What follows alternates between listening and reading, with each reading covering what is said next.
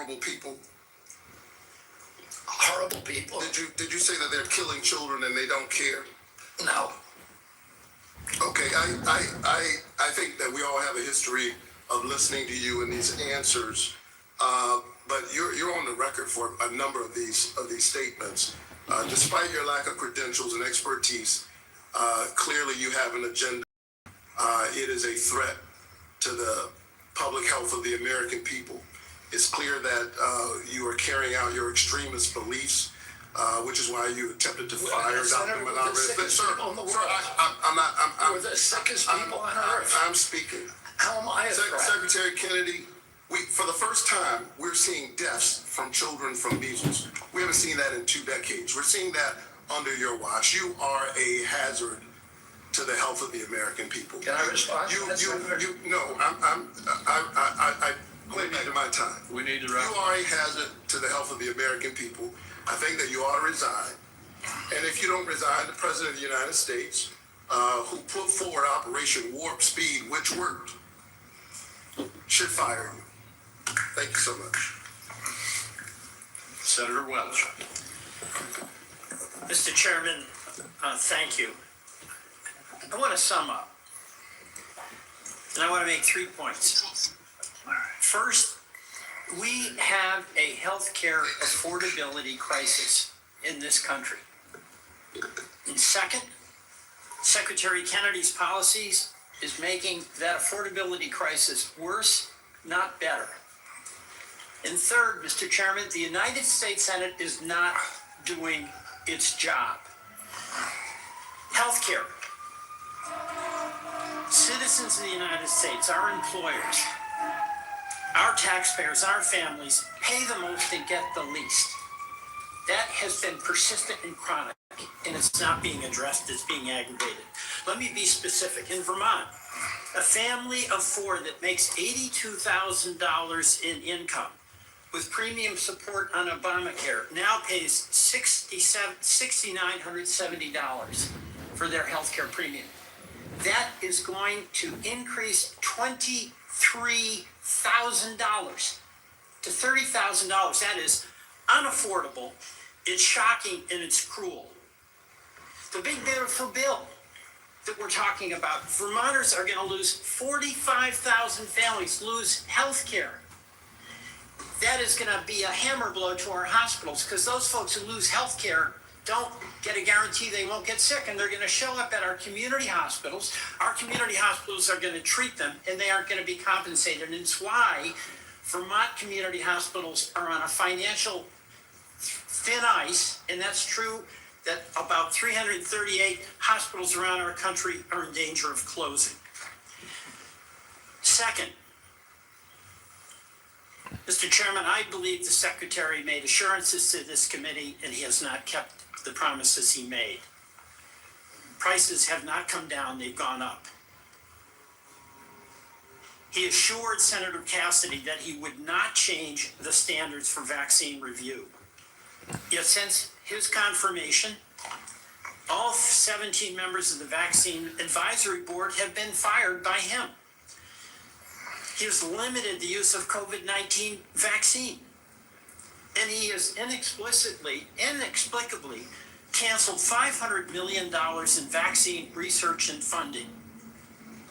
So, I'm not surprised. Stephen Miller credited you with being the crown jewel of the cabinet.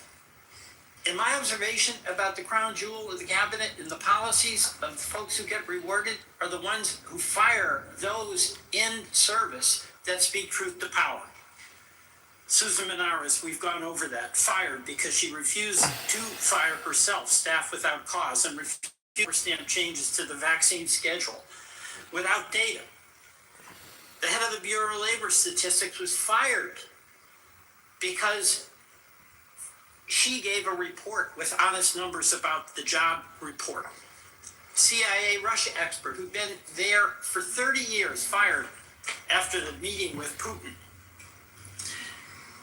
So, Mr. President, that is serious and worrisome. But I want to finally end by challenging us in the United States Senate to do our job. We have a constitutional responsibility to be a check and balance. And the fear of our founders was that there would be a concentration of power in one branch, and that would lead to catastrophic consequences for our country. And what has Congress done? On oversight and advice and consent, we have confirmed a vaccine denier. On tariffs, we've given up our constitutional responsibility.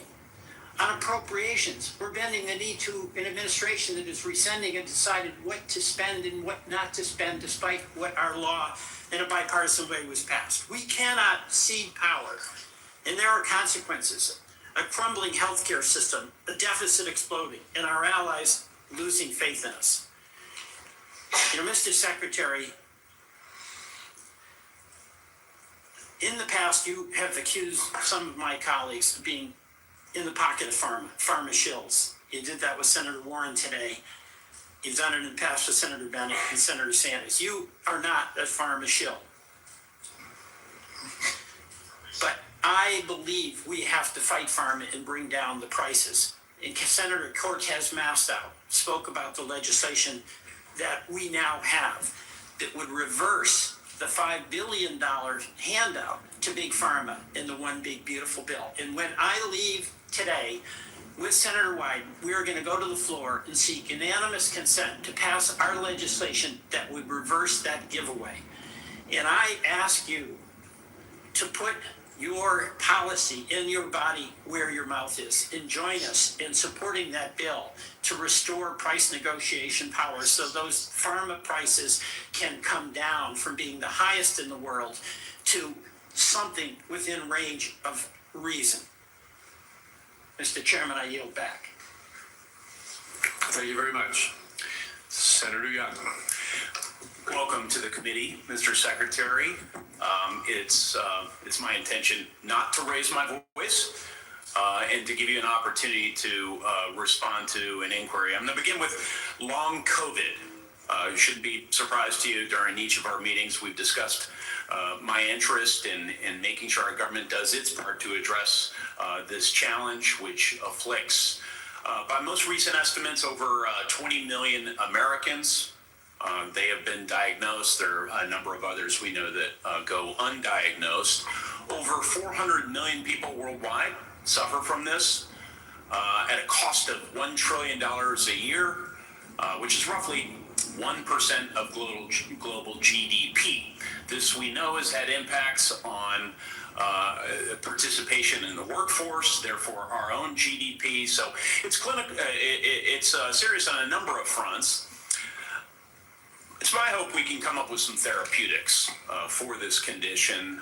One of the real barriers to that is seeing that we are able to launch more clinical trials.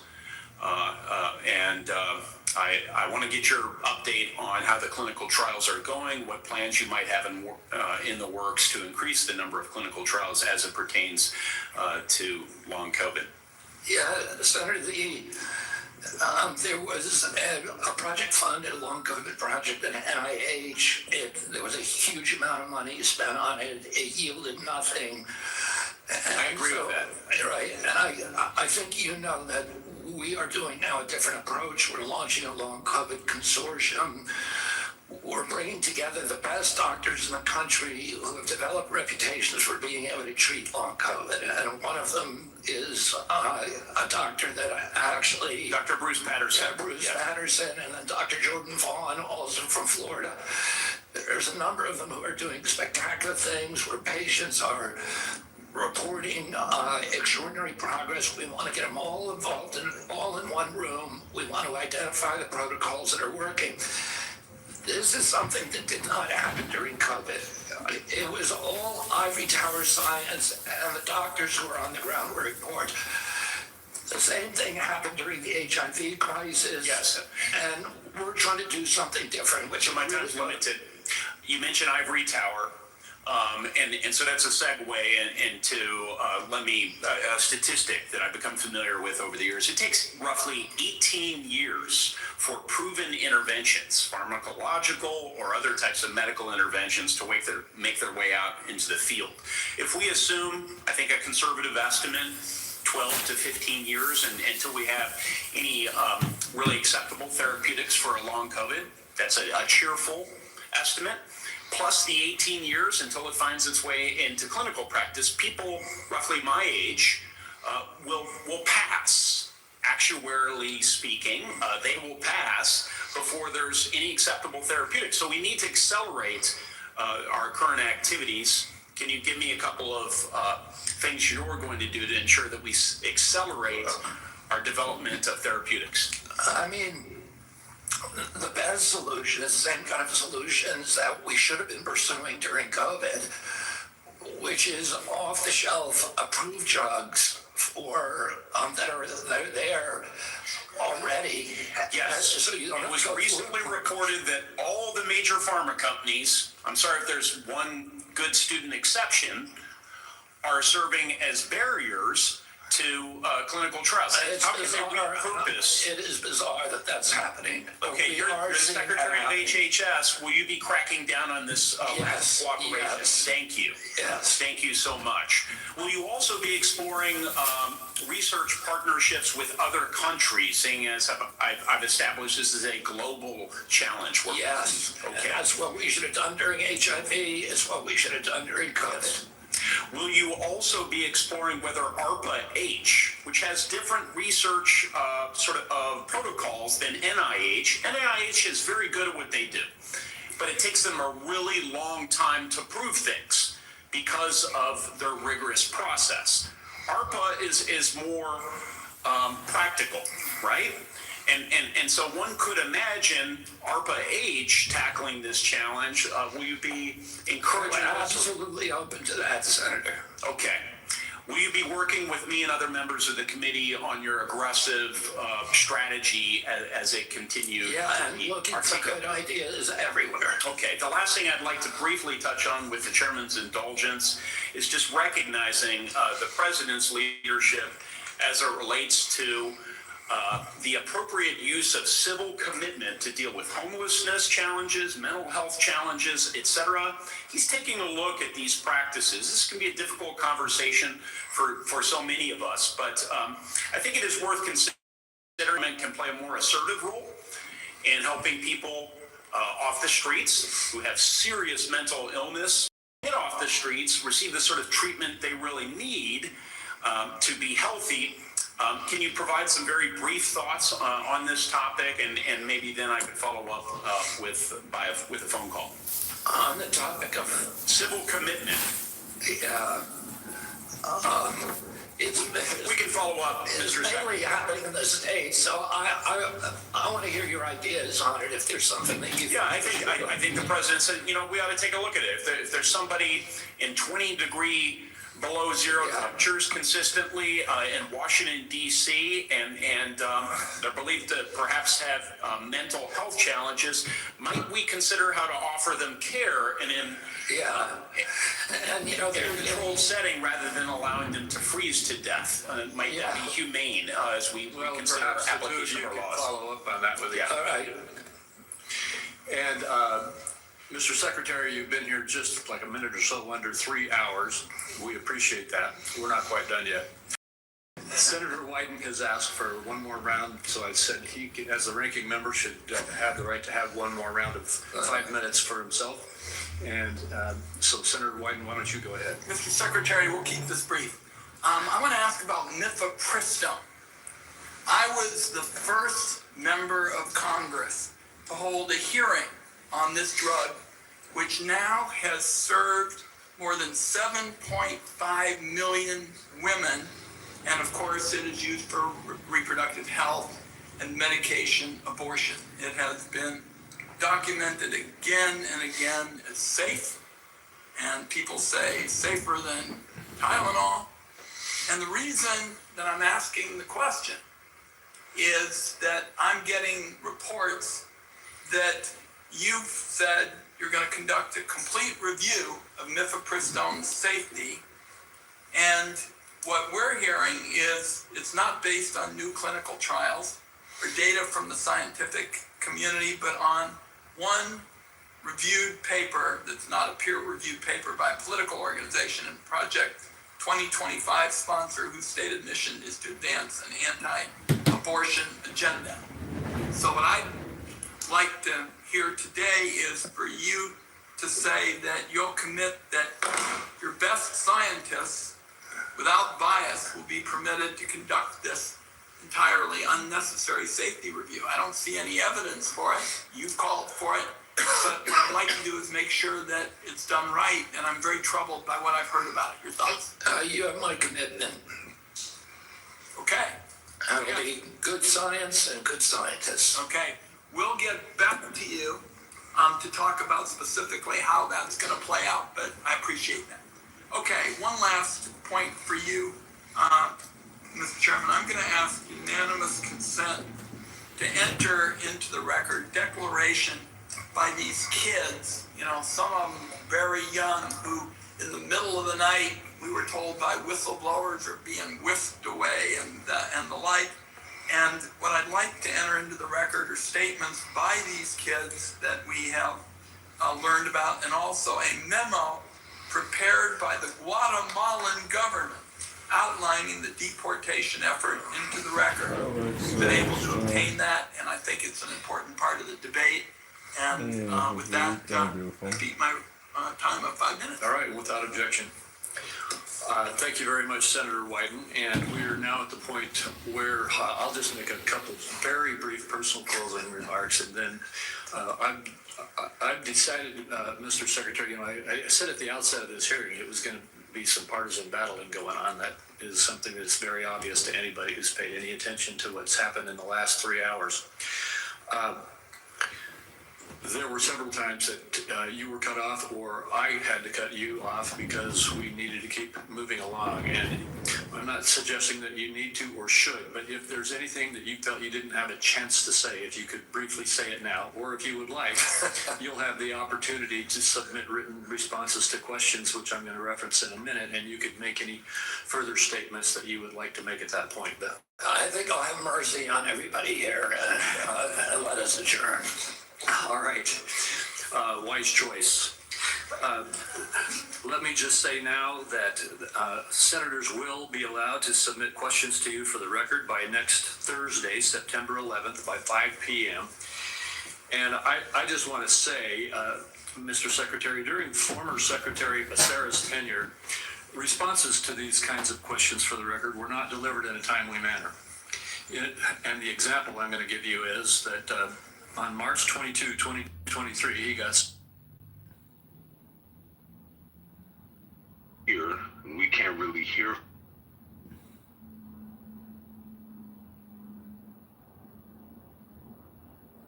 Democrat, then, in my opinion, they support it.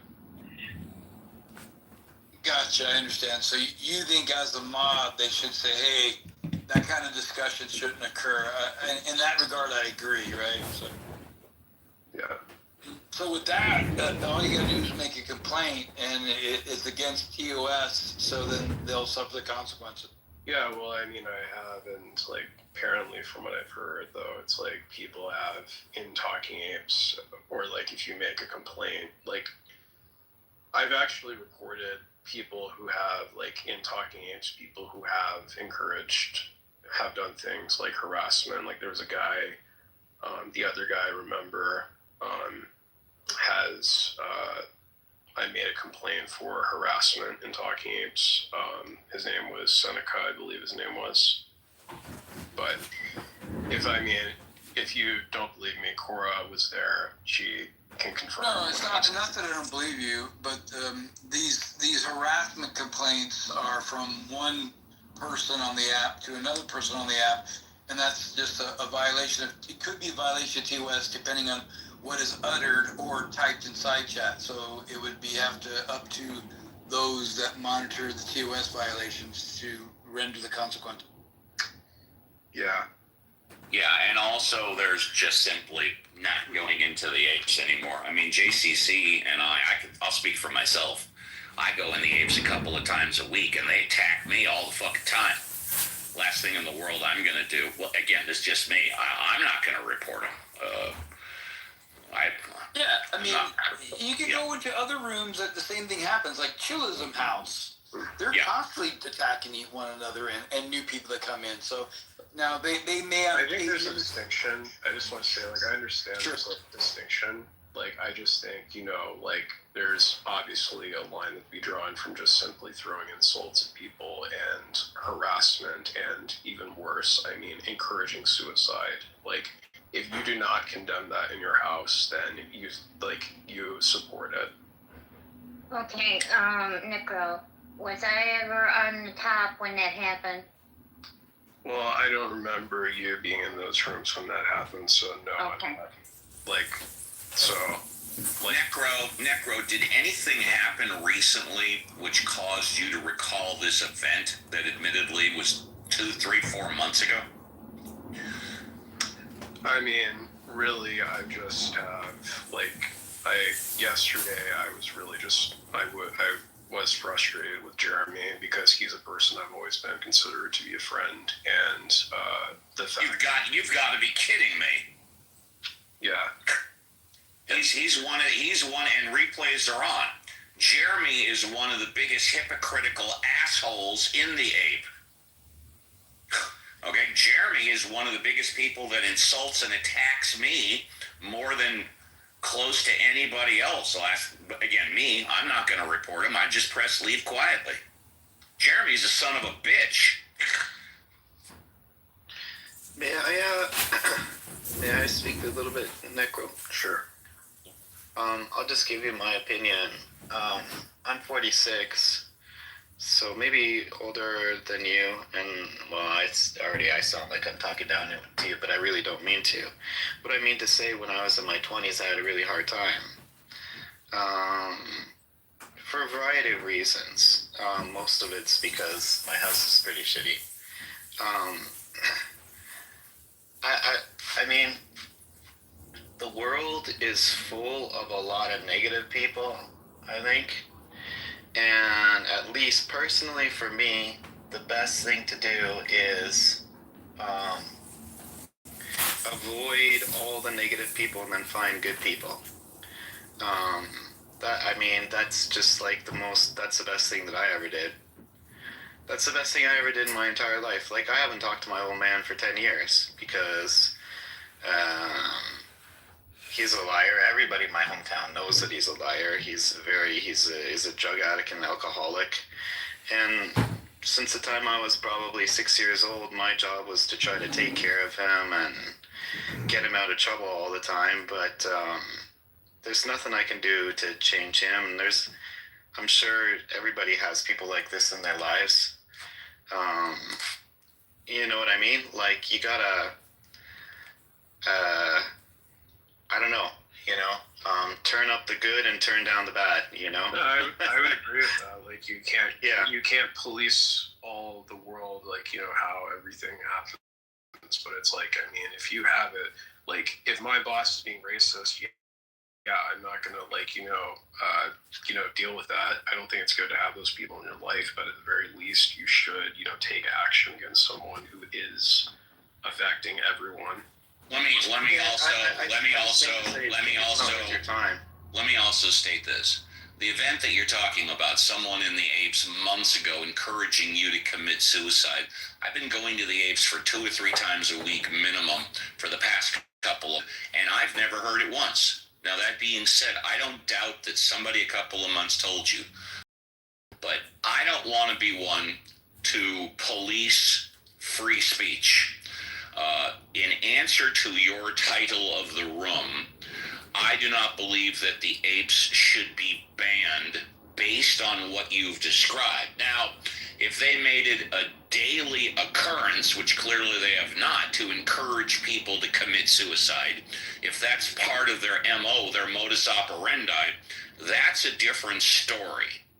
But just the fact that there are assholes in there, such as Jeremy, who I mentioned before, and there are hypocrites in there, such as Jeremy.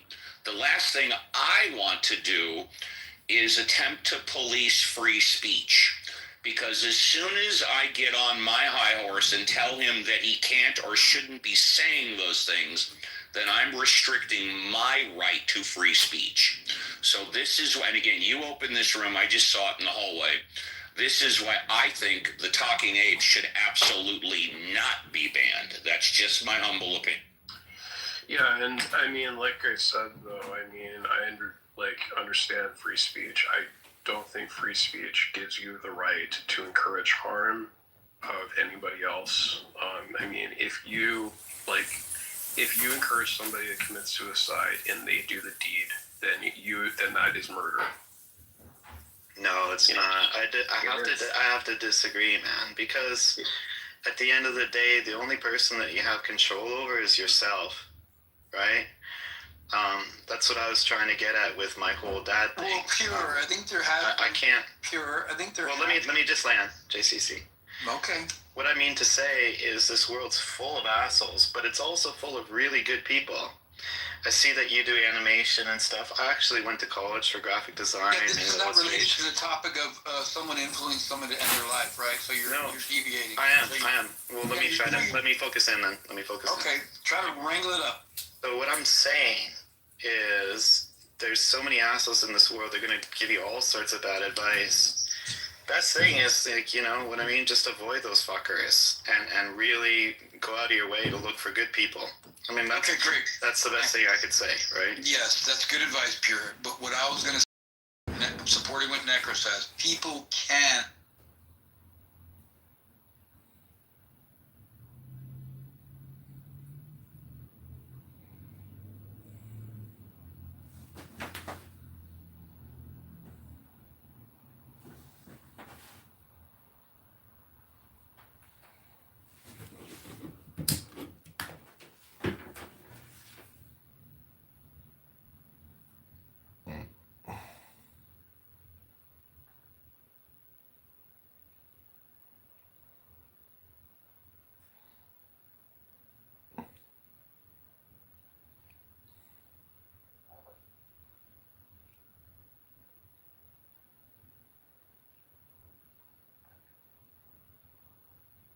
Okay, this is reading Marcus Aurelius on Clubhouse. This is Anna.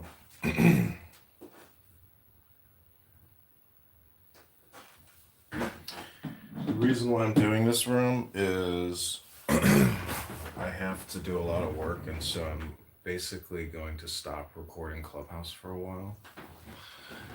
I'm kind of excited because I feel like I've heard every single complaint, every single topic.